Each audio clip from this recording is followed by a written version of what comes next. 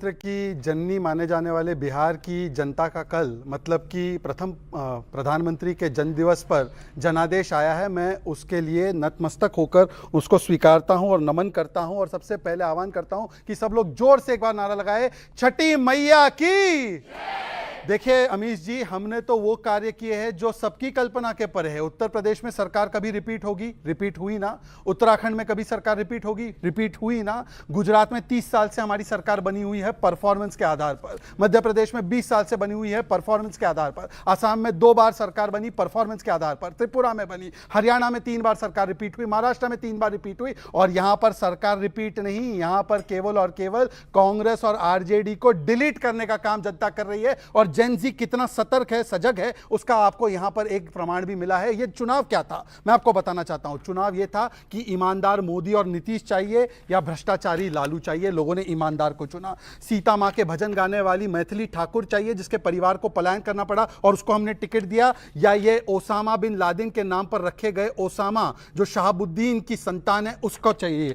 आपको चाहिए कि खाते में पैसे डालकर महिलाओं को सशक्त करने वाला या शहाबुद्दीन के कट्टे में गोलियां डालने वाला। आपको चाहिए कि जो कम मेले को फालतू बोले और हैलोवीन मनाए और जो कहता है कि छठी मैया ड्रामा है, ये चाहिए। तो ये बिहार के स्वाभिमान का चुनाव था और इसीलिए बिहार के लोगों ने उसको चुना जो स्वाभिमान को रखता है। यहां पर खड़े वो लोग हैं जिन्होंने बिहार को बीड़ी बोला, जिन्होंने बिहार को टॉयलेट क्लीनर बोला, जिन्होंने आज भी बिहार की जनता के जनादेश पर सवाल खड़े करके उनके विवेक पर सवाल खड़े किया। तो इसीलिए मैं पूछना चाहता हूं कि क्या आज वो जनता के ऊपर फिर भी सवाल खड़े कर रहे हैं? प्रवक्ता के पास चलते हैं। देखिए इतना बुरा हाल, 6 सीटें आपकी आई हैं और राजद के तो कुछ नेता कह रहे हैं कांग्रेस ने हमारी भी लुटिया डुबो डाली।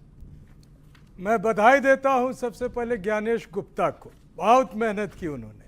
और आप चाहेंगे तो मैं सारी ब्यौरा और डेटा आपसे शेयर करूंगा अगर मौका देंगे। इन्होंने बात की, देखिए धार्मिक दृष्टि से जनता को देख रहे हैं। हेलोवीन कौन बना? क्रिश्चियन खराब है, मुस्लिम के जीते तो आप खराब हैं। इस देश के वो नागरिक नहीं है क्या? हम सभी को एक समान देखते हैं।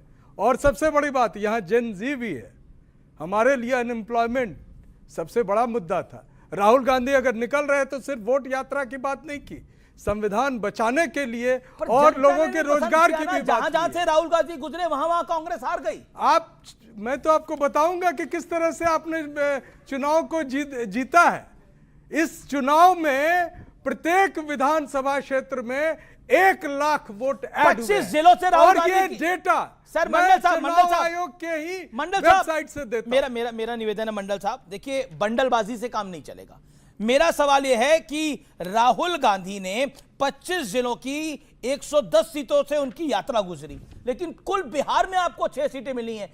आजादी के बाद से पहले उत्तर प्रदेश में आप समाप्त हुए, 2 विधानसभा सीटें हैं आपकी उत्तर प्रदेश के अंदर और 2022 में उसका चुनाव हुआ था, और आप बिहार में आपकी 6 सीटें हैं। आप बताइए। मेरा प्रश्न है कि क्या कितने हॉस्पिटल खुल गए? आईना साफ कर रहे हैं। कितने हॉस्पिटल खुल गए बिहार में? सर ये मुद्दे कितने विश्वविद्यालय हैं बिहार में? जनता ने चुना, फिर वापस इनको फिर वापस चुना। आप 20 साल से चुन रहे हैं। हम तो जनता से पूछ रहे हैं कि आपका वोट महत्वपूर्ण था कि जो परिणाम आप देख रहे हैं वो महत्वपूर्ण था? ये जनता सर्वोपरि है, जनता से ही शुरुआत करी, फैसला करना है। ठीक है, ठीक है, ओके। मैं एक सेकंड बेड का पूछा। 11,000 हॉस्पिटल बेड इन्होंने 60 वर्ष में बनाए, हमने 10 वर्ष में 3 गुना उसको बढ़ाया। मैं इनसे पूछना चाहता हूं, इन्होंने बोला हैलोवीन क्रिश्चियन है। हैलोवीन क्रिश्चियन नहीं होता, हैलोवीन वेस्टर्न होता है। कुंभ को फालतू बोला था लालू जी ने, एक बार किसी और धर्म के पर्व को फालतू बोलकर दिखाइए। छठ मैया को ड्रामा बोला था, एक बार किसी और के धर्म पर्व को बताइए। रामचरितमानस को पोटेशियम